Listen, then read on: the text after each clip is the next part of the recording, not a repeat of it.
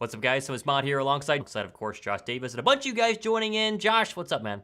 What's up? How's it going? It's cool to be here and then also have a game the very next day. Obviously, always talk about birds, but the fact that it's one day away, Right. kind of a weird feeling. I know that we're going to get into it. The players don't usually love it. There's some concerns and everything else also with the, I guess, quick turnaround time. But, at least football's back and you have it for tomorrow. Yeah, football is back, and football was very interesting this week. And the takes this week from the national media from Philadelphia, and maybe even just people on the radio, content creators, has been very bizarre. We're going to jump into that. From a Thursday night perspective, though, I feel pretty good about tomorrow. We'll obviously answer questions. You guys joining us right now, like Andrea and Shane and Cool Rains and Tracy. But it's What's also, up? I think, the best time to have a Thursday night game, right? You'd much rather have a Thursday night game week 2 when you're basically as fresh as you are going to be the entire year versus have a Thursday night game week 10 or week 12 or week 13 or maybe a back-to-back where you go Sunday, then Thursday, then turn it right around, Sunday again, maybe some divisional opponents mixed in. This is the best time for Philadelphia to have a Thursday game, and I think we should at least appreciate that. I agree. Yes, for sure. Because if you're doing it later, I mean, I don't know. It's early. You've already got some things that you're trying to adjust or get used to anyway. But the Vikings have some injuries too, so you can't discredit that. And there's some possibilities that'll play a factor tomorrow. But there's if you're going to play one, I'd rather get it out of the way early. You're going to get a 10-day break afterwards. If we can get through it, obviously the win, that's what we want. But if you can Right. win, hopefully no major injuries, you come away from that, you kind of get a mini bye, recuperate, get things under wraps. I mean, this feels like the game that you have to have, and then you can not take a break really, but you can get right. You can get healthy with the injuries because they're not crazy serious with the outside of Nakobe Dean. Obviously, he Sure. is till week 6, but the other players, I mean, you give them an extra week and a half, 2 weeks or so, and I think it'll be all right. But yes, it comes down to tomorrow, and curious to see how that plays out, as I'm sure we all are. So I don't know. Out of all the injuries, and we're going to probably jump into it here, but I'm curious to get your thoughts as far as is there maybe the biggest impact? Yeah. We've gotten the report officially of 3 players going to be out in Kenny Gainwell, James Bradberry, and Reed Blankenships, and they're all big. But in your take or on your take, what's the biggest impact or possibly the biggest loss there from those? I'll throw them up on the screen right now. And obviously, Jeff McClain had this a little bit earlier. For sure, Blakenship, that was this afternoon. We learned that. James Bradberry, no surprise there. And Kenny Gainwell with the ribs. I don't know about you. I never saw where Kenny Gainwell got hurt or when he got hurt. It didn't seem like it was an actual moment in time. Like the Blankenship hit, he was slow and he held his ribs and it was like, okay, there it is. But I have no idea where Kenny Gainwell got hurt. I couldn't really find out either. I was trying to go back through and look at the game, and it didn't really from just one specific play. I mean, maybe we didn't get the camera angle, and he was injured, but I just kind of like guess. walking off or hobbling off. But for it to be serious enough, and adrenaline's pumping in a game, I get that. But for it to be serious enough to say, hey, he's going to miss a game here, it says something for the injury. But yeah, it was shocking because the other ones you could see it on the field, and you're like, oh man, okay, maybe hopefully they're okay. But he was a little bit surprising, and once the official report came out, it was like, well, all right, there's your answer. We'll at least see more. I think we were expecting it already, even if Gainwell went, but at least see more of DeAndre Swift. But then it brings into question Rashad Penny, which I would have loved to see. I think you would have loved to see. Everyone wanted to in the opener. But now you're for sure. I would expect. We won't know, I guess, for sure, officially for the actives, but you got to see Rashad Penny here, right? I mean, feels like a game where you're losing Gainwell. He needs to play. You're going to have 3 running backs anyway, but not only does he need to be active, you need to give him the rock 10, 15 times. I mean, as long as he's healthy, I say you use him. You have to with this defense you're going up against. I remember telling my fiance, she's a big football fan. She roots for the Eagles and she's big into fantasy. I have DeAndre Swift on the actual Wednesday Linc fantasy football team, and I have Gainwell on my other one. I remember telling her this might be the best thing to happen to a young offensive coordinator in Brian Johnson after what we saw in week 1 from an injury standpoint. And I think it's very simple. The Eagles, for whatever reason, when it comes to running back, they are very what's the word? They're homers, right? They love their guys. And Kenny Gainwell is the longest tenured Eagle, not named Boston Scott, right? You can't start Boston Scott every game, but he's the longest tenured Eagle out of the Pennies and the Swifts of the world. And they, for whatever reason, ran him and used him and made him the feature back in this week 1 game. Now, they told us that they would do that. That's not a surprise, but it was supposed to be feature back Kenny and DeAndre Swift, not Kenny Gainwell and nobody else. I think this is going to allow force Brian Johnson to have to use DeAndre Swift. They're going to have to activate Rashad Penny. And the hope is they ball out and prove to the coaching staff that they're worthy of being out there, or else you're going to see a lot more of what you saw in that first game, and that was Kenny Gainwell and nobody else. My hope is that Penny gets to be active, which hasn't officially been named yet, by the way. We still are waiting on that, even though it would not make sense not to because there's only 2 active running backs, but still needed it officially to happen. My hope is that he gets 10 carries, Swift gets 15 plus carries and over 20 touches, and this Eagle rushing attack comes alive, and that way they can start to build this complement of backs that we thought was going to exist until what we saw happen in week 1. I'm totally with you. Yes. I believed that was going to happen. I think most of us did, right? Like that was kind of going into the game. We're saying, oh, you're acquiring all this stable of running backs and, Jamal Singleton, you're watching some of the behind the scenes with the unscripted or the running back. I mean, all the talk about it. Hey, we can go to any running back. We can utilize them. And we hardly saw anything like that. And also, Outside DeBurz did a great job. I talked about him in one of the shows, but did a great job of breaking it down in the utilization of DeAndre Swift. But whenever he was on the field, I think it was 19 plays. Out of the 19 plays, only 3 times he was utilized as a receiver. And we saw it all throughout training camp saying, hey, this guy's going to be out there a lot. He's going to be in the receiving set. He's working out with the receivers half the time, it felt like. And we hardly saw that, but there was production when you had him on the field in that instance. So I don't know. It was surprising. Sirianni did say it in his presser today that sometimes that's going to be the way that it works. Sometimes Swift is the man. Sometimes he's not. It will be a collection by committee sometimes, and maybe he will be the bell cow at other ones. But I don't know. If this is the game here you're going into, I feel like it at least has to be Swift and Penny both getting carries and touches. But like you said, you didn't trade for Swift for another reason than to say, okay, you know what? We love Gainwell. He is your RB1 clearly, but now that he's out, you have to ride Swift. I mean, you have to go with Swift in this game here. If he doesn't come away with at least 20 touches, I think we were doing something terribly wrong and miserably wrong because I can understand, and we'll get into it in a second. I'm curious to know your thoughts as well with Goddard. But I can understand a receiver or a pass catcher in that case with Goddard being a tight end, not getting a catch. That teams can scheme that out of the play. But if you want a running back to get the ball, you can very easily get it to him. And so the fact that Swift had so few, that was pretty shocking to me. I'm very curious what the Reed Blakenship absence is going to do for Philadelphia and what they're going to do from a starting safety standpoint. I see people on Twitter saying, here comes Sidney Brown. I saw somebody in the comments section just said, 2 picks for Sidney Brown tonight. That was slashing Santa. I don't think he's going to start. It's going to be Edmonds and Justin Evans. For whatever reason, they love Justin Evans. I mean, Sirianni raved about him in his press conference today, talking about how great Justin Evans is. They might mix in Sidney Brown, but for all you Sidney Brown lovers, which Josh obviously is, I'm a Sidney Brown fan as well. Everyone in the comment section loves the guy. Don't expect to see him out there as a starting safety tomorrow. I'd be surprised if he is. And I think that's where it's really scaring me the most from an injury standpoint. You asked earlier, listen, Job can hold down the cornerback spot. He'll be fine, right? You got Slay on one side, Job on the other. If that was the starting cornerback group going into the season, we would have been like, okay, it's not the worst. The Bradberry loss is a loss, but not a huge one. I think the Blakenship one's the big one. Blakenship is the captain of this defense, especially when Nakobe Dean's not out there. He's wearing the green helmet. He wore it for the remainder of the game week 1 against the Patriots. Now it's Christian Ellis, Nicholas Morrow out there, I guess Zach Cunningham as well, and then these 2 safeties who other teams didn't really want. No one wanted Justin Evans. Terrell Edmonds was signed for a pretty cheap deal. I think the backside of this defense is going to be tested heavily, especially with Justin Jefferson going for his revenge game after being basically blank last season when they lost on Monday Night Football.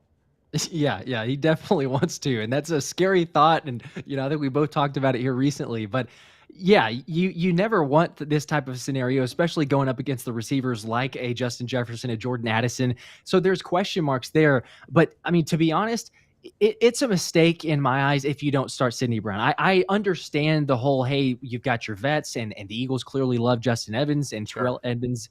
It won't surprise me either. I think that's probably where they'll go. But I think that Sidney Brown should be the one starting. And so, I don't know. I'll talk about it probably a little bit more even in an upcoming show as well. But I think that he's the guy that we've seen too much from even the smaller sample size, but in the preseason and him being on the field or also in special teams. I mean, the guy is just different. He's different. A lot of us see that. And if you're going to test him out here, I'd say go ahead and put him out there because yes, there may be some mistakes that he might make, but you're going to get it from other players as well. But if you look at the Patriots game, and I've seen this from time and time again, other analysts and guys going through the all 22 review, there was not the same physicality and aggressiveness that you need from a safety whenever Justin Evans was there. So if that tells you anything, I want someone who's playing fast and being smart with it. And Reed Blankenship said before too, I mean, Sidney Brown doesn't look like a rookie a lot of times, or at least he doesn't look like that for a lot of different cadences or whenever they're running in practice. So I don't know. For me, my vote would be to get him out there. I can understand if there's some concern with that. But man, you're going to need someone who can definitely be ready to go, especially with, I mean, let's look at last week. The Patriots had a lot of success with their tight ends. And I mean, all credit to Hunter Henry and Mike Gesicki. They're no slouches, I guess, but they're not a TJ Hawkinson.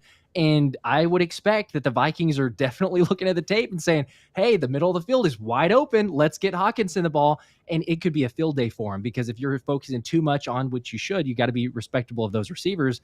All of a sudden, the middle of the field, I mean, they could feast on that side. So I don't know. I'm for Sidney Brown for sure. Let's go to the comment section right now. A lot of people joining us. Make sure to hit that thumbs up button. We're a little lacking in that. Welcome to a bunch of people. Smitty said Brown is the better safety. I echo what Josh just said, but I think Philadelphia is very scared of a rookie back there when Justin Jefferson is on the football field. For me, if you're gonna play him, you play him against a football team, or at least you get him started for a football team that has kind of slightly better receivers. That way, Jefferson can't have a field day, because Jefferson has a field day, and Hawkinson, like you said, it gets open across the middle. Could be a long kind of second quarter-esque against the Patriots, but for 4 quarters against the Vikings. So we'll see. Sidney Brown went crazy on special teams Sunday. He's going to be the future Pro Bowler, says Ohana means family. He was very good. All the Eagle rookies were playing on special teams last week, and all of them looked pretty good. Anthony Russell says it's going to be a big Dallas Goedert game. We'll talk more about that in a second. Tracy Jensen thinks Sidney Brown is too chaotic for them to start him. Maybe. Not a bad idea. And then...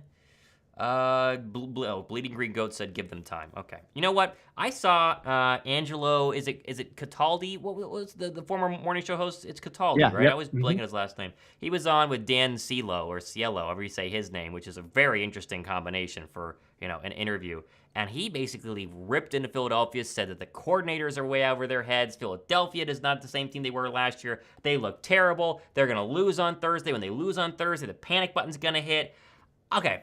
I'm a little more concerned about Sean Desai than Brian Johnson. I think if you go back and watch the All-22 film, you go back and watch some of those plays that the Eagles missed on, they missed on them. They didn't execute poorly. Dallas Goedert was wide open on a lot of plays. There were a lot of times that Jalen Hurts either wasn't looking, didn't see him, or they ran the opposite direction, and therefore the ball didn't go in the direction of Dallas Goedert. I think the offense is going to find its groove. It's almost impossible not to. Offensive line was historically bad yesterday, at least for the past couple of seasons. You talked about it in your show. I mean, the amount of pressures that were given up by Lane Johnson and Jordan Mailata, it was like 10 of them, which is just so uncharacteristic. Yeah. The offense is going to get things figured out. I think what's a little bit too scary for me were those couple of Mac Jones drives where it was, wide open over the middle, wide open in the middle, open the middle again.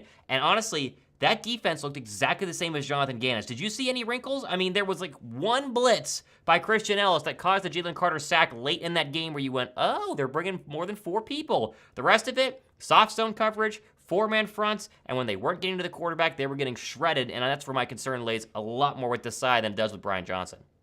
Yeah, that's true. There was definitely the concern as far as, like you're mentioning there. Just the adjustments or the lack of, it started out and early on, I don't know. You can give credit to Slay for sure, right? He got the pick 6. He was there. Sure. But if Mac Jones doesn't overthrow that ball, there's no way that ends up being a pick, let alone a pick 6. So, yep. He took advantage of it for sure. But already in that opening drive, and we were seeing the Patriots were kind of marching down the field. There was a little bit of, okay, hang on, they're getting some yardage here pretty easily. And then another turnover following the drive with Elliott. So, with that, and people could say, well, they were up 16-0, and then all of a sudden the Patriots came back. They did force some punts, so they were doing something successful. But yeah, it was a little bit of a concern as far as the adjustments. Now, the hope is coming out of the second half, it did look like there was a little bit of a change, at least for a while, but then all of a sudden you started seeing that opening in the middle of the field totally again. And it was like, okay, there it is again, it just keep on going to it. So I don't know. Desai even said it in his presser. He's like, yes, this is the period where we're looking to get guys confident and have consistency. So you're still trying to build that out. And, it's alarming. It's early, yes. And I know that there's some rust and all that too, but you want to hope or think that these guys can get something under wraps here, because if you're looking at that being the tape now and you're going to be without a couple starters, and then also, I think it can't be overstated the fact that I mean, who's your signal caller going to be? I'm assuming it's going to be Christian Ellis because he came in and did I that during the guess. game. But Reed Blankenship was the one during the 2 minutes or the 2 minute defense. So, it says something where maybe who does Desai trust more in that instance is that it started out with Ellis and then shifted to Reed Blankenship, but Blankenship's gone. So, I mean, there's some issues or some concerns too, as far as, okay, they've practiced a long time and had Ellis as a potential, so he would be probably the next norm to go in there. No one's mentioned Zach Cunningham, or I haven't heard or seen any clips about that. I'm assuming he could maybe do that if he's pressed into Maybe. an Yeah. issue, but he was very late into camp. So there's also the part of he's still trying to probably learn a little bit of things. So you don't have a ton of different options there. So that's another part that I think plays a factor as well. Can they get the call? Are they going to be able to shift alignments or adjust when they need to, especially on the field with those calls? That could be a little bit of a concern. Hopefully not, but you always wonder about it. It's going to be interesting to see if they start slow, the reaction from the fans inside the Linc. I think the Eagle fans are very much teetering a little bit, which is ridiculous because it's week 1, and we'll talk more about that in a second. But I will be very curious if they go 3 and out, if they give a big touchdown drive early, how the Eagle faithful is going to, receive them, if you will, for the opening game at Lincoln Financial Field when we've had all this hype this offseason. The team is better than it was this past year, and then they win, but don't look fantastic, and so people start freaking out. So, I don't know. We'll see. First super chat of the evening is Will the Beast. He says, more press coverage so JC can have more sacks. We would like that, but they clearly are not a press man team for whatever reason. They don't like it. I saw someone in the comments saying that, maybe Bradberry and Slay are a little bit too old to be impressed anymore. That was Marcus Messiah. Who knows? But they are very much a zone defense, and they will do zone 99% of the time. It feels like they run very, very little man. And listen, it works sometimes. Didn't work a lot on a couple of those big drives by the Patriots. So we'll see what they do against Justin Jefferson, because he's a guy that you must clamp down on, or he can absolutely ruin everything for you, especially early on in this game. Not to mention, we always do giveaways, and we're giving away this right here, Jalen Hurts t-shirt jersey to some lucky super chatter during the game tomorrow night. So obviously, if you wanted to pick AJ Brown's version of this, you wanted to pick Kelsey's version of this, whatever you want. But Hurts, Kelly Green, it's fantastic. So Will the Beast has got 5 entries into that, just like we did with our helmet giveaway and our ticket giveaway and our jersey giveaway. Any super chat you do gets you entered in for a chance to go ahead and win this t-shirt, which we'll be picking during the third quarter of tomorrow's game. And we're going to be live during that. As many of you guys as possible, show up for our live on both of our channels. Go and do play-by-play, hanging out. It's a really fun watch party. Okay, let's see. What happened to Blakenship? Ribs. He got munched. Yeah, it was very, very clear. Very, very, very clear. Here's a good one. This one, we let Josh handle this one. SB Senior. Where's Nolan Smith? Where's Nolan Smith, Josh? What's happened to Nolan Smith? That's a good question. I would like to know. I'd love to see him more often. He's fine. I mean, to answer the question, he's okay. He's fine. He did play a few snaps on defense, but not very many. I didn't see the exact count, but just from watching the game and going back and watching a couple times, not very many. But he played in special teams, like you mentioned. So he's out there. He's a playmaker. You got to utilize his speed and athleticism. But I think as of right now, you have the depth at the pass rush, and obviously the team felt like with the rotations, they were better to go without him. I'm still wondering, you see him wearing the wrap on his shoulder, like, is there something to it? Let's just make sure we're absolutely cautious to the injury that he suffered in the preseason. Sure. I don't know. Possibly there, maybe not. But you do have a lot of depth in the pass rush in general. So I'm hoping sooner rather than later that we'll get to see him. I would expect we'll see a few more snaps on that side. But who knows? As far as right now, obviously, Jalen Carter has no issues getting on the field or doing a lot of different things. I would love to see if Nolan Smith can get a few extra opportunities, but he seems to be fine. It's just more on the special teams variety. That's a great example of what should have been a top 3 pick versus a 30th pick overall. There's a big gap in the first round between how great you are inside the top 10 and how great you can be outside the top 10, but with a little bit of help. And Nolan Smith, I just don't think he's ready. I think, he's going to be a later season kind of bloomer. Maybe, fresher legs is going to help out, but also, next season is kind of the big jump year for Nolan Smith. And you see that a lot of times with later round draft picks, whether they're late first round, second, third, fourth, second year is when people start to go ahead and get a little crazy. Will DeBeast has got 2 more. He says, you only have to stick with wide receiver for 3 seconds. I'm not exactly sure what he means by this. Will DeBeast talking about press coverage. I agree. And if you blitzed more, you would figure you could get to the quarterback faster, but for whatever reason, it's not their style. It wasn't their style with Gannon. We obviously hated him for it, especially during the Super Bowl, but it wasn't the style of Sean Desai, at least early on, and yet Sean Desai is talking about how we're going to be more blitz heavy, we're going to be unique. I didn't see a lot of uniqueness. I mean, honestly, I did not see a lot of unique play calling. And like you said, Desai was saying they're still trying to figure things out. They're still trying to learn, sure. But to me, it's like, okay, if something's not working, you got to change it up at some point. And I know they got better as the game went on, but if it starts to get a little bit ugly, especially in those early drives tomorrow night, hopefully some changes will go ahead and happen and Philadelphia can, figure things out. Just show us that you're making adjustments, right? That's what we want from both sides of the football, whether it's defense or offense. Yes, I totally agree. You need to be able to show those adjustments. I wonder if there was something to it as far as if you're expecting that when you're blitzing or if you blitz a good bit, that Belichick's going to be running the screen game. And they had several screens that you possibly, adjusted or were like, let's not do it too much.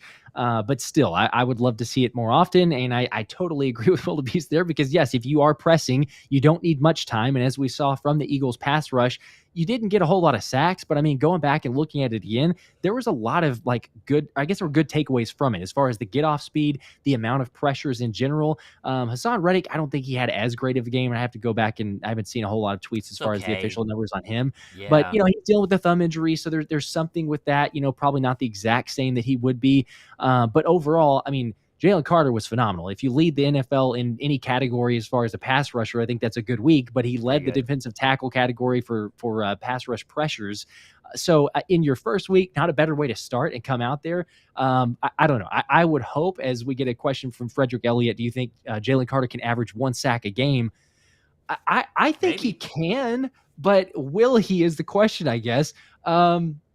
I'm going to say no, because that's a ton of sacks, right? I mean, what's the rookie? Was it 10 sacks or something like that for the rookie record for the Eagles? But I mean, no one's done it since Reggie White had 10 in 85 or 13 in 1985. 13, yes. Yeah.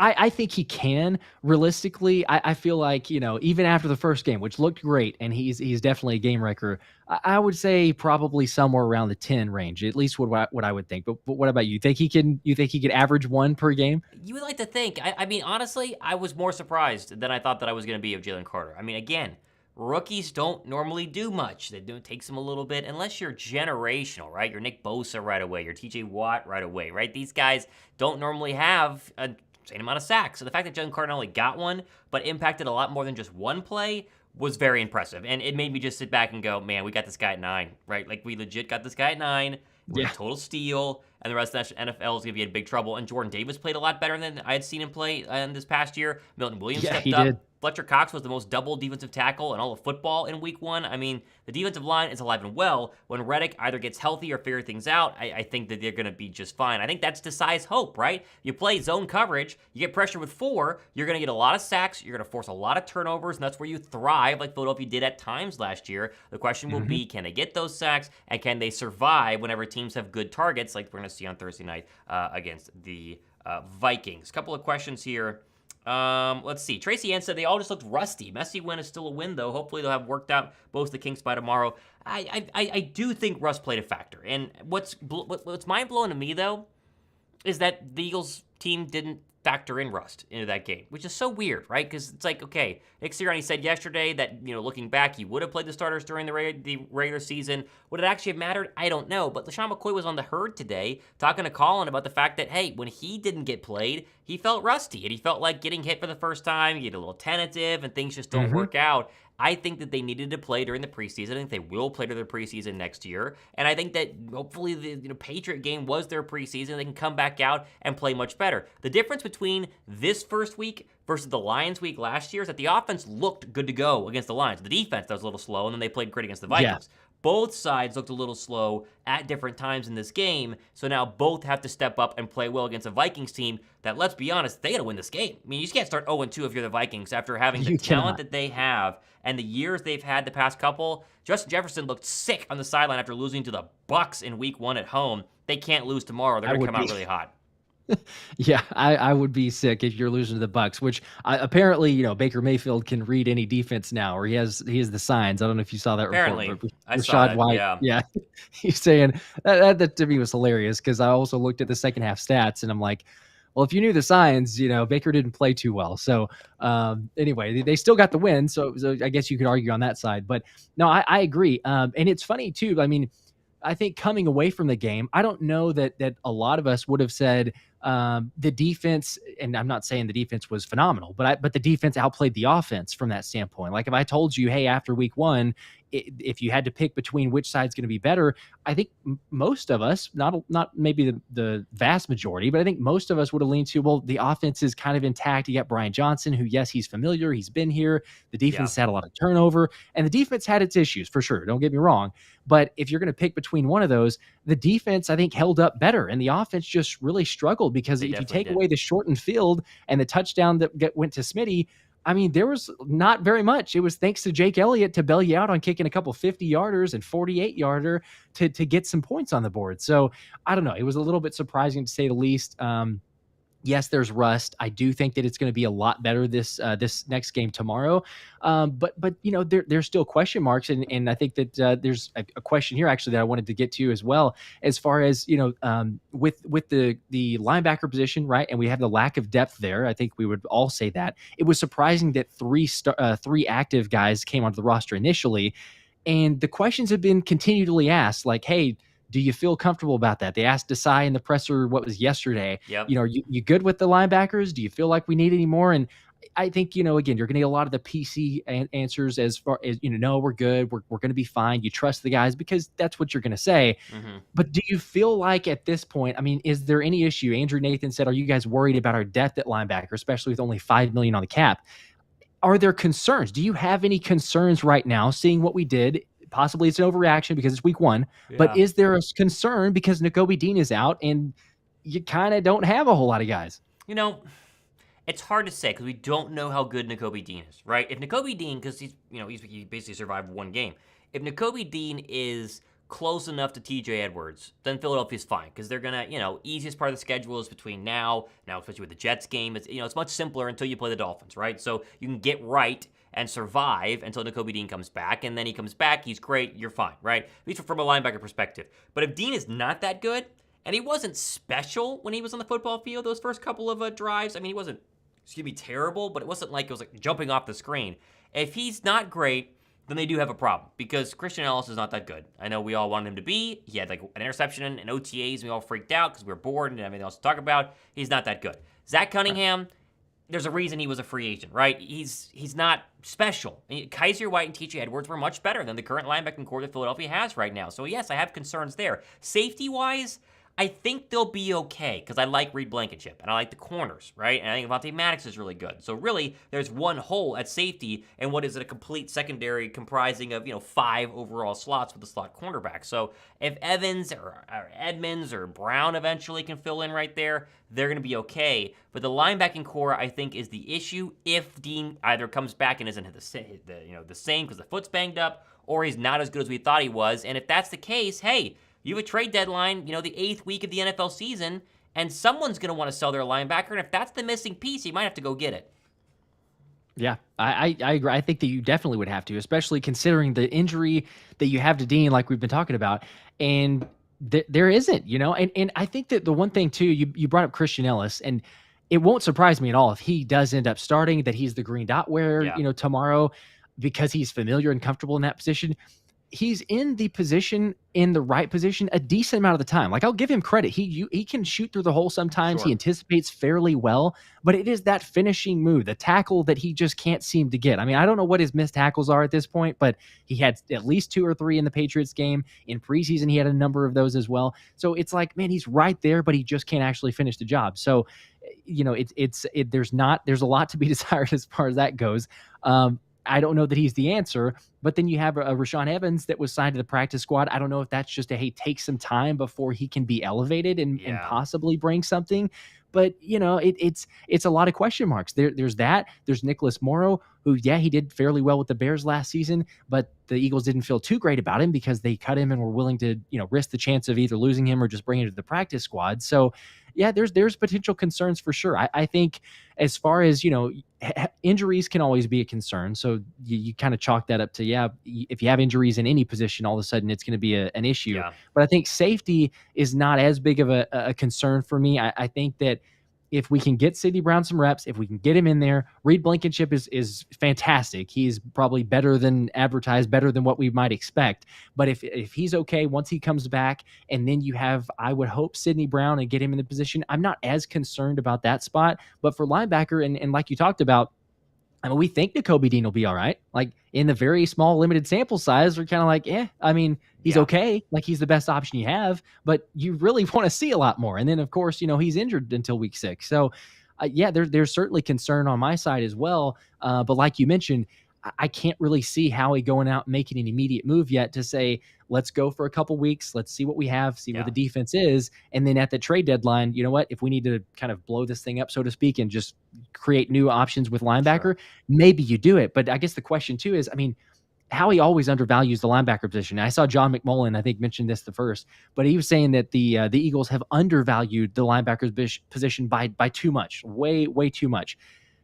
Are you at that point? Do you think that they've gone too far with the, I know the linebackers, you don't really want to pay them in this league, but there's a certain point that you do. Yeah. Have they gone too far in this instance, I guess? No, I don't think so. I mean, come on. Nakobe Dean was supposed to be a first-round draft pick, and they got him in round 3. It wasn't like they got him in the 7th round. And TJ Edwards was, I mean, they lucked into TJ Edwards. And by luck, I mean, like, they got lucky that he turned out to be a good player. He was always going to be a good player, but no one thought he would be. That's why he was an undrafted free agent. So they've really, tried to invest in the linebacker spot by bringing a guy like Nakobe Dean. Is it enough? I don't know. We're going to find out. But let's be very real. And I think Wombat Zombat has a pretty good point on this.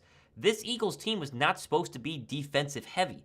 They're supposed to win with their offense. This is supposed to be a 30-plus point per game scoring offense that you can't stop. And as long as the defense converts a couple of turnovers, holds them to under 24, they win every single week. That was the storyline of last year. I mean, think back to like the Packer game, on what was it, Sunday Night Football. Defense was getting shredded by Aaron Rodgers early on, but the offense was better, and the offense would score, and it keeps pressure on you, and it gets to the point where, we make one mistake, this opportunistic defense gets a strip sack, and the game's over. The offense has got to be better, and Wombat says that, we had 2 new coordinators starting, it was pouring rain, they haven't played since the Super Bowl, they're playing a top 10 defense, really good coach, I think they will be just fine. All of that can be true, but when we talk about the defense, we must first say, this offense is going to be a lot better than what it was, or else they will lose a lot of football games and will, for whatever reason, blame the defense. But the defense did a pretty darn good job holding the Patriots to 20 points. Any team held to 20 points against the Eagles should win. The only time the Eagles will lose is if it's supposed to be a shootout over 27 apiece, right? But Philadelphia barely getting to 25 and 7 of that being a pick 6, that's when the hesitation and the concern start to really rise out. Offense to me, and really just purely execution is what I'm looking to see. Because if we get shredded by the Vikings offense tomorrow night and give up 27 points, but Hurts is great and scores 31, so what? Welcome to the modern National Football League. We all saw what happened in the Super Bowl when your great Eagle defense got obliterated by Mahomes and you had a chance to win in a shootout. So offense has got to be better, in my opinion. They're fine at linebacker. I think they will be okay when Dean comes back. Can they hold down the fort long enough is going to be the real question. Yeah, and hopefully they can. And again, what we've been talking about earlier too is at least you have a somewhat relative weaker schedule. I mean, this is an important game, and I don't think that it's necessarily going to be a cakewalk, although I actually think that this would be an easier win than week 1. So I know week 1 was kind of down to the wire, but I do think that it's going to be probably, like a 31 or 34-24, 31-24. I think it's going to be somewhere in that range. But I don't know, like to me, the fact that at least you have some games coming up against lesser competition in terms of quarterbacks, there's not the cream of the crop, so to speak, but in the middle part you do. Hopefully you can get it right. I think that you will. I'm not, sounding the alarms, although I know I've seen some people have said, let's just scrap it all. This is terrible. That's not going to happen yet. But I agree. The coordinator, the concern of play calling, Jalen, I mean, I think he would probably even admit it. He missed several reads, like you were talking about earlier, not only to Goddard, but other positions as well, if you go back and look at the tape. So it's just one game. There's a little rust. Sirianni admitted that he regrets it. He said he wishes he had played him in the preseason. So there's something to that, I think, for sure. And I do think that you'll go into this game and see it be maybe not drastically different, but I think it'll be a good bit different from both phases. Let's be honest here. This team has time to figure things out. They genuinely do. Beating the Patriots, going 1-0, affords them even more time. You win tomorrow night, you afford even more time. This schedule is not difficult until week 7. And week 7, it gets a little bit tough. I think Miami's a good, great football team. Want to shoot out against Herbert and the Chargers? Okay. Washington, whatever. Dallas, very good, right? Tough again. You have 2 tough games between now and November 5th. Okay? 2. The rest of which, you should win all of them if you win all but one, so on and so forth. This Philadelphia Eagle team has time. If you beat Minnesota tomorrow and you don't get embarrassed, you should be able to easily go on the road and beat Tampa. You should beat Washington. You can blink in your 4-0. You should be 5-0 against the Rams. And unless the Giants can find, the second coming of Nick Foles 2020 or 2017, they're still going to struggle offensively. They have the time to go ahead and figure these things out. And so, again, hopefully the offense wakes up a little bit tomorrow night. Hopefully the defense doesn't get shredded. But I think that all the panic I keep seeing, while somewhat justified because they didn't look good, is just so insane right now that everybody needs to calm down a little bit, and let's judge them after tomorrow night. If they get obliterated tomorrow night and look terrible tomorrow night, come on our live stream and let me have it, because I'm going to let the Eagles have it. I'll be honest. But if they look normal tomorrow night and they win, or they lose a close game, but it was a good game, we got to pump the brakes here. It's a long season, and Philadelphia's season last year, we like to forget the fact it did have plenty of up and downs. Think about the Colts game. Think about the Commanders game. Think about the Dallas game, both of which the offense struggled mightily. What was it, week 6, week 7 in Philadelphia against Cooper Rush for a little bit there. Calm down a little bit, people. People really like to freak out, and I get it because the expectations are high, but geez, I mean, the stuff I've seen on Twitter has been really, really crazy. Really, really crazy. It's been nuts. Yeah, well, half the time it's weird, or I guess it's strange to be able to figure out what's truth and what's just trolling or being over dramatic. So, but yes, I hear you to the point of saying like this thing's a complete wash or we're in absolute trouble. Yeah, it's just 1 week. We still got the win. So that's the biggest thing. I think it's the biggest takeaway is Jalen Hurts was able to, and we had comment here by Motomedic. He says Hurts wins 100 on 170 yards. Cousins lost with 344. There you go. I mean, it's not always about the stats. Now, granted, Hurts needs to be better, and he admitted he needs to be better. But you got the win. You got out of there on a bad weather, conditions where Bill Belichick had a plenty of time to plan and get ready to put something together. Right. And you still walked away with it. So I'm totally with you. You pump the brakes, you calm down, say, we're going to be all right. Tomorrow, I think, is going to be a different story.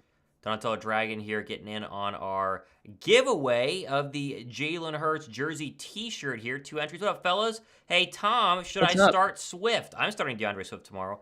If they don't give carries to DeAndre Swift tomorrow without Kenny Gainwell, then what was the point of giving up? Didn't they give up a 4th-round draft pick for him? They gave up that's a serious draft pick, right? That's basically giving up Sidney Brown or giving up Tyler Steen. They're 3rd-round draft picks, but still you can maneuver, 4th round, whatever. That's a serious pick. Tomorrow should be a very, very strong DeAndre Swift game to the point that they literally cannot run anybody else unless they want to run Boston Scott the entire day, which if they do, then you know what? Maybe all teams hate DeAndre Swift because the Lions did the exact same thing. But he should be fine. I'm guess so. Yeah, there's your answer. Come on. If he's not worth a start, if we come away from tomorrow night and he wasn't worth a start, he's probably just worth dropping at that point because to your point there's not a better week, I don't think, setting up for a better matchup, going up against the Vikings D-line with our offensive line, ready to make a statement, and Swift should be relatively fresh because he didn't get a whole lot of action, and he's also got Gainwell who's not going to be available. So, yeah, I'm totally with you. If he doesn't get the ball, I would think 20-ish times and do something with it there, then what are we doing? What are we doing with our play call? There's a lot of concerns at that point. Yeah, no, I totally agree. What was the point of getting rid of Sanders, says Motomedic. Great question. He did fumble, and the Panthers lost to the Atlanta Falcons. But he did. Money was the reason, but they did this with Sanders at times, too. They would not run Sanders. And the problem is, last year, they were winning regardless of how many yards Sanders had and regardless of what Sanders was doing because Hurts was fantastic and the passing game was really good. But if the offense keeps struggling, then the big eye is going to start getting fixed on the running back spot and saying, wait a second, Why aren't you running the football with these players versus these players? Whereas last year, it was covered up by the fact that they were great everywhere else in terms of passing the football, vertical passing the football, and of course, Jalen Hurts running. I do think rain's a factor. I do think the field conditions were a factor. We're not giving that For enough. sure. Has to be somewhat of a factor. And the fact that it should, I actually haven't looked, but it should be very, very nice in South Philadelphia tomorrow could be really, really good. Yes, yeah, definitely the field conditions, as we know, the past couple games that we've, tracked, the field conditions do play a part. So there's something to be said from that side. Curious though, and I think we both have links in the descriptions for anyone interested with a DraftKings. So a promo there, go check it out if you want. $5 entry gets you $200 in bonus bets. But curious, because I think you talked about it, I did as well. But if you're going to go with a first touchdown scorer, I'm curious. I think maybe you saw a deal with Rashad Penny, but who's your, if you're going with a first touchdown score, who's your pick? Jalen Hurts rushing touchdown. I think they marched down the field and they pounded Pretty in. good one. If I was betting, if I was using my DraftKings link, yeah, you would go for it. You would go for it. There you go. 100%. Okay. What about you? So I mean, I don't know. To me, I'm thinking like with a bonus there, I went with Dallas Goedert, and the reason is he's a plus 1,500. So that's probably crazy. He's probably crazy. It may not happen, but I'm thinking, you know what? If you're going to get down into because I mean, sure, maybe you take a deep shot or something like that, but if you get down to goal line or in the red zone, Goddard's number is going to be called. Sirianni, give him, credit for saying like, hey, you're never going to go here and, absolutely game plan or telegraph something. And that's fine. But you can definitely get someone the ball or draw up some plays. They script the first drive for sure whenever they're going into the game. And so with that being said, I'm not going to be surprised at all if Goddard gets a couple looks or at least a couple easy throws early on to get him involved. Yeah. So I'm thinking, you know what? Why not? It's plus 1,500. Not the worst a payout there from that standpoint. So I'd probably throw a little bit on that one. There you go. Here's your weather, by the way, for those wondering tomorrow. It's 79 during the day, and then it's going to go ahead and get down to, what is it there? Evening, 55. Probably a thunderstorm, 0. So it is beautiful. A little windy, 55, right? I would love 18, that. But it's going to get very, very nice in Philadelphia tomorrow, so no worry about that. Football weather right there, baby. It's very good for football weather. MP3 Reem gets in on our t-shirt jersey giveaway. 2 entries. He didn't say anything, but then he said the Eagles are going to make a big difference this year. I hope so. I hope you're right. But you also have 2 chances to go ahead and potentially win a Jalen Hurts Nike. I think I bought one of these actually too. This is fantastic. A Nike Kelly Green t-shirt jersey, which is pretty cool. We always do giveaways during our games, every single one of the year, hopefully. So here's your chance to go ahead and jump in there. Let's see. Put you down. Maybe Jalen, remember AJ is always open to get the first TD with him. There you go. That'd be nice. That would be very nice. Brian Biding says football weather. Yes. Liam says we expect last Sunday to be a bit of rusty off game for not playing for a bit. Yes, 100%. 100%. I mean, come on. Everybody was rusty. I did a short on it, right? Burrow was rusty. Lamar Jackson was rusty. You talk about, Dak didn't play that great. He didn't have to, but Dak wasn't that accurate. Anthony Richardson, I think, 50%? Anthony Richardson had a better overall, I think, PFF grade than a lot of the superstar quarterbacks. Mahomes missed open. Receivers were open, but rust is real. Rust has got to be real. And look at a team that didn't have rust, right? Miami didn't have a lot of rust. Tua played at least a couple of drives in the preseason. The Jaguars, they played multiple drives in the preseason, didn't have a lot of rust. So you can make an argument for rust. There's definitely an argument to be made, but if they struggle tomorrow, then the whole rust argument gets thrown out the door. So yes, yeah. Then we'll start sounding the alarms. We'll be like, okay, hang on, what's going on Big here? time. So there'd be a little bit of issues. But yeah, and Jordan Victorian, I got to give a shout out to my man there. So he said never bet a short number with a I can't see. There's a heart actually in the way. What is that? With kind of promo, I guess, with a bonus kind of promo. I'm sorry, Yes. I've got with any kind of promo. There you go. I There can't you see go. it with there's a heart emoji in the way. But Dallas 100 great bets. So see, there you go. That's why I went with that. But no, I'm totally with you. As far as you do this game, you can chalk it up to rust. You can say whatever. But if we come away from tomorrow and say all of a sudden, what are we doing here? The same type of issues are popping up. The play calling is a concern. The adjustments, which give a little bit of credit. I suppose it's not like they were able to finish the drive, but Right. you come out of halftime with 4 straight 3-and-outs previously, right? So that had never happened ever in Jalen Hurts' career. at least Brian Johnson was able to say, hey, let's draw up something different or get something going. Now, you could also make the argument that that first drive coming out of half was a little fortunate to even get extended, but they still did, and they were able to start kind of march down the field a little bit and be different. But yes, I agree with you. If we come away from tomorrow night's game seeing the same type of issues, then we go from rust to, okay, this is a little bit concerning. Right. No, I totally agree. But it shouldn't be. It should be fine. The offensive line is going to play better. The Vikings are not a good pass rush football team. They were not good against Tampa Bay and Baker Mayfield this past week. I think they got to him like one time the entire day. They're not great. I mean, literally, the Vikings' issue is defense, right? It's always been defense. It's always been their problem. Their offense is their offense. Kirk Cousins, when he plays well, very, very good football player. When he doesn't play well, it is what it is. Turnovers were an issue for them, but obviously he still threw for over 300 yards. Jefferson at $150. I mean, offensively, they're going to be fine. Defensively is where Philadelphia should be able to kind of pick things up, get things rolling, and play much better football. And it's going to be very, very funny to watch if the Eagles play very, very well and win by 10 plus, how quickly everyone's going to change and go, oh, they're actually great. Stephen A. Smith was asked if he still thinks Jalen Hurts is a superstar today on First Take. That tells you how nuts we have gotten after one game of Hurts not throwing for 5,000 yards in a game, and now we're asking on First Take. It's crazy. Trying to get views. I know you gotta sell the eyes, I suppose. But yeah, you talk about something. But I agree. I mean, I don't know. I guess because again, we're tuned into more of the Eagles stuff and comments, but I didn't see as much roasting as far as Joe Burrow and his performance. Nope. If you wanted to knock someone else, I would feel like he should get 10 times the amount of flack that Jalen did. Yes. Maybe he did, and I've just been not attuned to it. But again, you got to be able to talk about something. So of course it's going to be, oh my gosh, is this overreaction? The team that made the Super Bowl, this could be a terrible year. He's regressed, or anything like that. But I don't know. Let's pump the brakes on that. I think that it'll be okay. We'll be fine. Let's look at a couple of the other teams here. I want to get your take on if anybody really stood out to you, good or bad here. And we'll go through some of these scores really quickly. Falcons, Panthers. Listen, Bijan scored, great, but Atlanta, they don't have a quarterback that's worth anything yet. I mean, I don't believe in Desmond Ridder at the moment. I live in Atlanta, and not a lot of people do. And I think Carolina is one of the bad football teams. They obviously needed a lot of help around Bryce Young.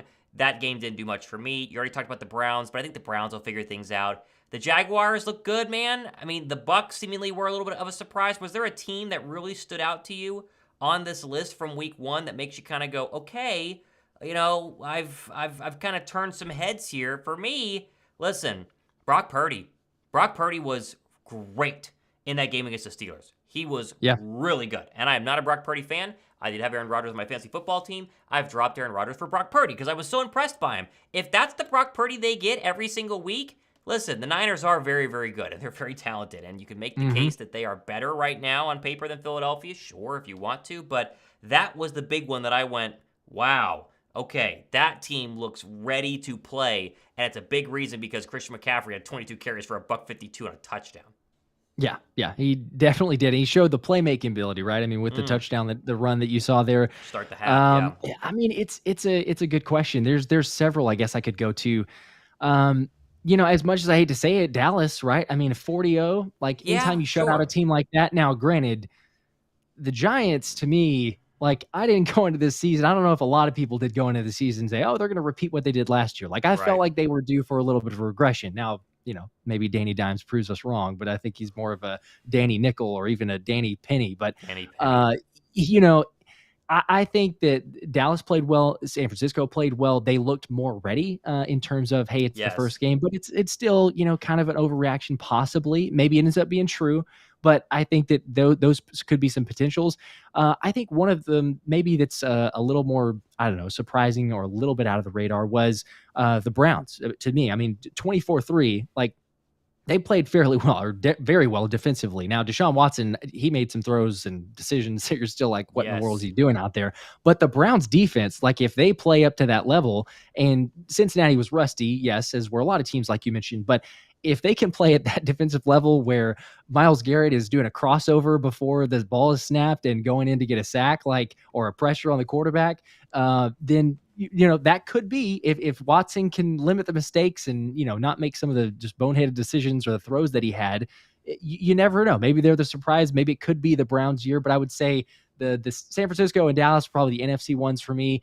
I'm not quite ready to buy Green Bay, although my wife is from Wisconsin, and so we got to talk a little Packers fans and stuff like that. But not quite ready to buy the Green Bay hype yet. I'm not either. But then I'd say Browns probably for the AFC. Okay, let's quickly get into Shane Baker's super chat here. Chance for go ahead and win a Jalen Hurts Nike T-shirt jersey, giving that away to Morrow during the game. He says, much love, keep the faith. We appreciate that, Shane. Got you down for 2 more entries right there. Shout out to David Moore, right, who won the DeAndre Swift helmet, and we got that sent out to him today, or yesterday, whatever it was. So that is coming his way. Mark Best, hashtag London Eagle, back and locked into your live shows yet again. Goddard to be more involved tomorrow night. Surely, here at the Groundwork guys, love the content. I think Dallas Goedert gets the first pass of the entire game. Literally the first pass of the entire game. It's either going to be a swift run or it'll be a quick pass to Dallas Goedert, and you're going to hear a massive eruption by the Eagle fan base. That's exactly where it's going to go. I would bet the house on whatever Dallas Goedert's over is for both catches and yards. I would bet the over 100%. It's got to be. Yeah. It just has to. Yep. Totally. No, there's several same game parlays that you can do. So for those that, again, are into the DraftKings, they're very aware of that. But to me, the 49.5 is the yards total, at least to get like better odds, plus odds. Okay. If the same game parlay, I think it's like a plus 120 or something, but 49.5 yards. If you remember, Goddard had 82 yards last season against the Vikings, and he's coming into this game with a little more extra motivation. It wouldn't surprise me at all if he can easily surpass that. So another bet out there for you, or just another pick. But I'm with you as far as bet the house as far if it's going to be Swift or Goddard. One of them is going to get the ball probably on the very first play. But I think they're both going to have really good performances. So if there's anyone, like I think both of us have had those guys on some fantasy teams that lost it for them, they're going to redeem. Surely they are. If they don't this game, then we have other questions and concerns. But I think they're going to be ready for it. Big Brain Banter says we don't talk about Josh Allen as 3 INT, 1 fumble loss against Zach Wilson. Pappy Island is what his brain says. Okay. First off, Aaron Rodgers losing is horrible. I felt terrible. That was one of the most lit openings to a football game I've ever seen in my life. Like, it made you want to cheer for the Jets. It was so cool. And for him to go down, brutal. And listen, they 100% need a young quarterback, or they need a backup to the young quarterback in Zach Wilson. I've heard rumors of Nick Foles, Carson Wentz, right? I mean, there are a bunch of quarterbacks out there who have some possibilities, but I think the big thing out of that game, and there's a reason why no one's talking about it because of the Rodgers injury, Josh Allen looked like Carson Wentz in his final year as an Eagle. He was reckless. He held on the ball too much. He would take hits when he didn't need to. It was wild to watch. Wild to watch. I hope we are not seeing a Carson Wentz-esque regression by Josh Allen, but that one game sure did look like it, and it gave me mega flashbacks to Wentz's last year when he would just force things and he would make these plays that were just like, you're just, what are you doing? And it was so bad to watch. Baby. Rough to watch. Hope and pray. Just that's what it was. there. Yeah, that's what it was. Hopefully for the Bills case, he was just stuck on the golf course. He's still golfing because he's a golf addict. And for those of us that golf, that you get the itch, and all of a sudden you're like, oh, okay, maybe he's thinking about the backswing. But there's something there because it was terrible. And there were moments where it's like, okay, early in the game, this is not going to be as big of a deal. But then as it kept going, I saw several tweets and comments of the same saying, man, this dude's literally looking like Carson Wentz out here. So that's not a great sign. That's not a positivity there. Yet somehow, even with all those mistakes, they were still right in it. I say somehow. I mean, you got Zach Wilson on the other side after Aaron Rodgers. But I hated to see it. I hated to see the injury. I watched it by accident the first time when they showed the zoom in. I don't love really seeing that stuff. It makes me a little squeamish. I was like, nope, I don't need to see it again. I'm good. I'm totally fine without that. But the fact that he didn't grimace or anything, that's why at first whenever he went down, I was like, okay, it's probably not good, but he's not showing a whole lot of sign. And then, they show the replay and for sure. I don't know. Be interesting to see what they do. I thought there's so much hype. I'm totally with you whenever they signed him or whenever they traded and get the deal done there. But I think it's going to be still a tough game for anybody who just thinks, oh, well, Rodgers is gone. It's still going to be tough. The defense is phenomenal, but the question will be, who the quarterback is. If it's Zach Wilson, that's kind of, what you're getting there, I think, unless they sign another quarterback. And I think, was Foles at the top in terms of odds of who would get signed to the Jets? I think he might have been. So, hopefully that doesn't happen. I don't want to root against BDN, but I don't know. We'll see. Get in a quick super chat here by Smitty. He says, people relax, Eagles are fine. We need to run the ball. With a $5 super chat here, getting 5 entries into our t-shirt jersey giveaway. They do. They need to run the ball successfully. That's a kicker. You can't just run the football willy-nilly and not be successful with it. And they were so good last year at chunk, play action, got it across the middle, chunk, deep ball, A.J. Brown. I mean, that's what they were great at last season, and hopefully they're able to go ahead and bring that back. Mike Ross says Eagles have $13 million in cap space. TJ Edwards' contract with the Bears was $5 million, $7.5 million, for both years. Hindsight, would you have tried to keep TJ Edwards or CJ Gardner-Johnson? Sure, I would have tried to keep TJ Edwards. I mean, sure, but what is hindsight? And it's not like TJ Edwards was fantastic in their opening loss to the Packers. Aaron Jones had a very nice day, especially catching the football. But yeah, TJ Edwards lost in hindsight. I don't remember exactly where I was in terms of losing him. I think I said we were going to be fine. But he's one of the guys that you don't really want to lose because of the precedent that it sets, right? He had come from nowhere, right? Nowhere. It'd be like getting rid of Reed Blakenship if Blakenship turns out to pop, right? Under the free agent, works his butt off to make a football team. Turns out to be a pretty darn good linebacker, heavily sought after in free agency. He was one of the first linebackers signed.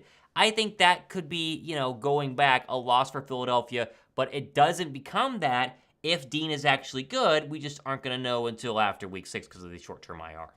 Yes, yep, and I'm with you on that, honestly. I mean, with Edwards losing him, and you think about it too, it's like it's $6.5 million, right? And again, it's hindsight, so you could say, well, what was that? Should have been done, could have, would have, should have. But I think that was a mistake. I was surprised. I was shocked that didn't happen.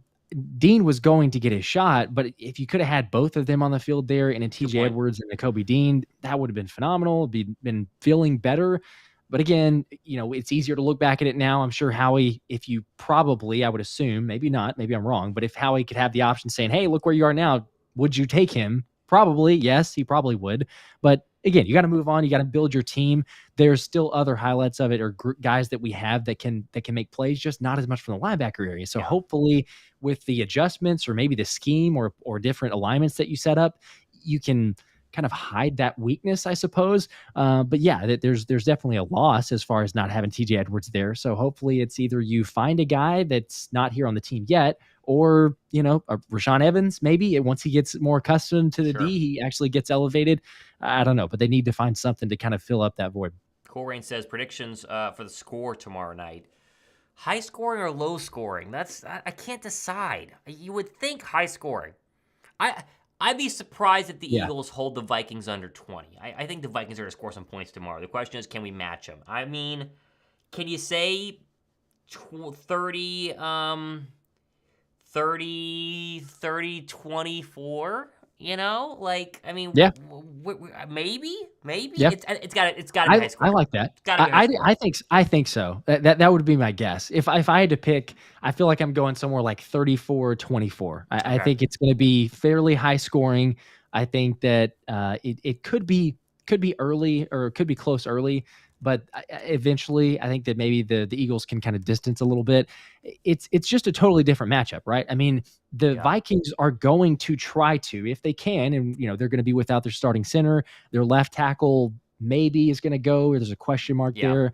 But they need to allow Kirk Cousins more time. Like, that is the game plan. It doesn't work as much. They'll probably run a few wide receiver screens maybe to Justin Jefferson, but Kirk Cousins needs to get a little more time than Mac Jones. Mac Jones was, most of the scheme was 3-step drop, get it out. Like, don't get pressured.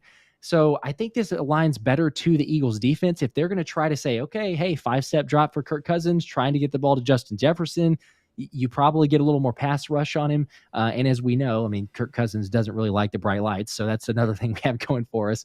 But yeah, I think that it could be close early. As you start getting later in the game, distance a little bit, but surely surely the offense can get in the 30s. I would just expect that. The Vikings defense doesn't scare me. There's some, potential with that, but even the pass rush, I think Marcus Davenport is questionable. Maybe he won't go. He didn't have a great year last year, either way. So if he plays, it may not be a factor. But I think that we'll be fine. I really do. Ted Curl says, y'all's cameras are too high quality for YouTube.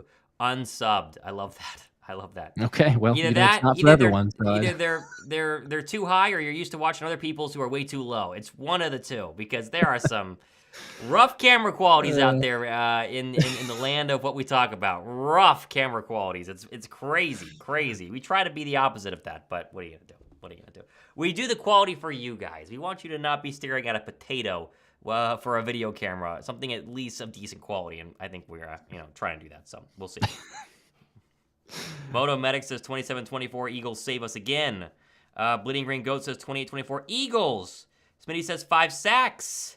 We'll put 30 on them. That'd be nice. That'd be nice. Our cameras also aren't like squished together for some reason. They're like normal aspect ratios. That's also a nice part of watching these shows. I don't know, something like that. No. We're gonna be live tomorrow night. If you guys want to come hang out, by the way, you're gonna be live tomorrow night. Kickoff, pregame, a little bit of postgame because it's gonna be late, and we got work on Friday, but we will be live. It's gonna be a late night tomorrow. Yeah, that's going to end very late, especially for those of you on the East Coast. Central Time's not as bad for those times of games. Chris just said we want 480p mott.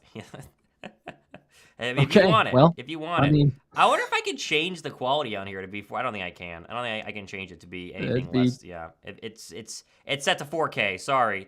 You get that 4K video. Super crispy. Trying to go with the best there.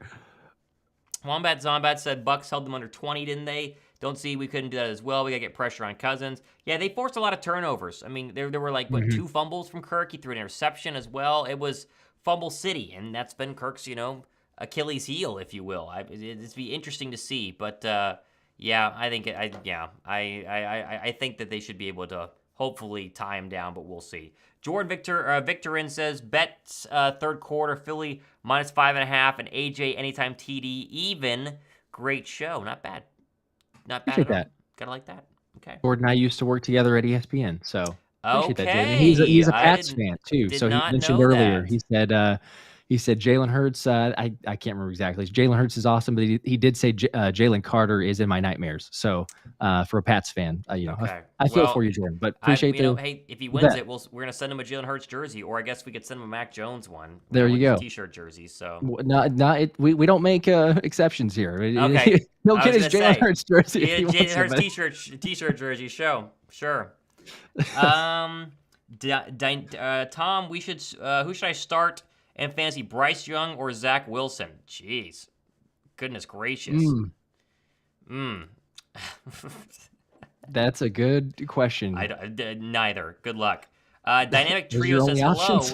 I didn't see you in like 2 years. What does that mean?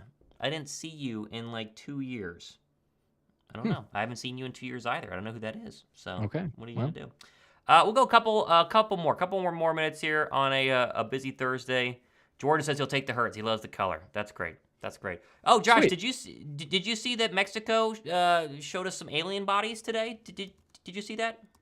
No. You didn't see this? No, I've been. Oh my gosh, busy it's all over working. the internet. Jeez. Well, my head's been kind of today. in the sand today. I'm sorry. No, I did not see this. What in the world are you talking about? Can you see the screen? Mexican's government did a whole press conference showcasing they have alien mummy bodies, 1,000 years old. What?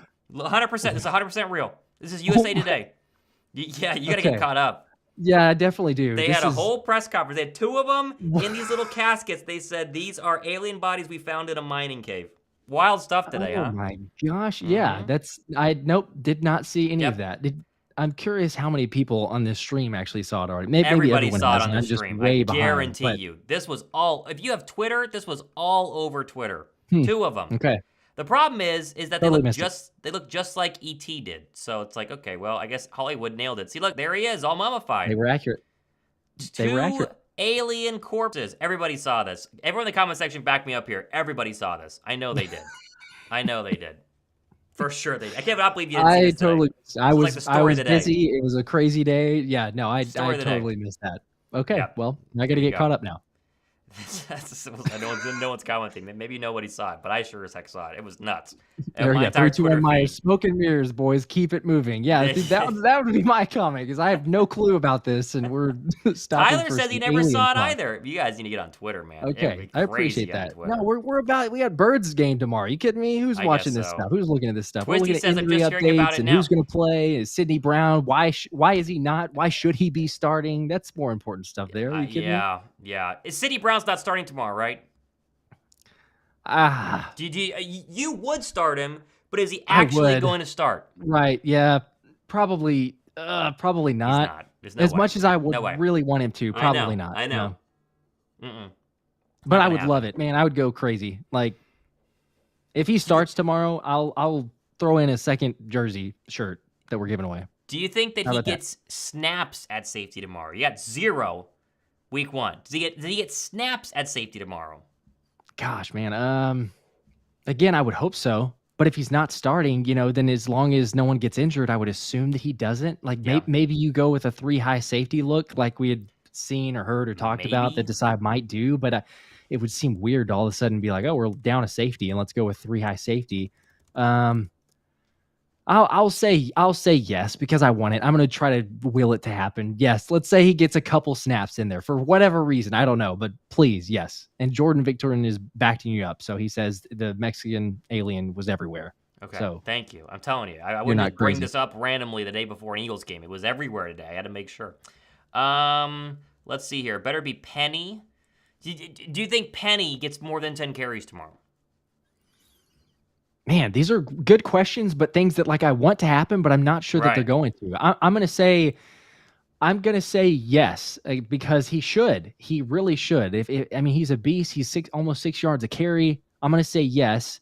The play calling to me is suspect. If you're talking about you got Gainwell out and you've got DeAndre Swift and Rashad Penny, and you don't use him at least 10 times. So yes, he should get 10 carries. Okay. All right. There we go. Any more questions before we wrap things up here on a Thursday? Score predictions in the comment section. Let's just leave it at that. I think I said 27-24, and you said what did you say? 34-24. You're a little more confident. Yep, 34-24. Okay, 30. Anything over 27 points is big day for Philadelphia tomorrow. Big day for Philadelphia tomorrow. I think so. Yep. Okay. And last question here: does Jalen Carter get a sack? Yes or no? I'm sure that everybody's going to say yes. I think so. 100%. He's going up against a backup center, right? I mean, come on. He should. And Fletcher Cox has some rib injury, even though he should play. But still, he should be able to. So, all right, guys. Listen, we appreciate you guys watching here on a Wednesday. We'll obviously be live tomorrow night. If all of you guys join tomorrow, it'd be fantastic. Just come hang out. TV can still be on. We are actually watching on YouTube TV. But if you want to just hang out, talk about the game, it's a really, really fun way to interact. We encourage you guys to go ahead and join us on either one of our channels. We're going to get going before the game with pregame show, and then obviously during the game as well. So for Josh Davis, Thomas Mott, we go ahead and sign off. See you guys. We'll see you.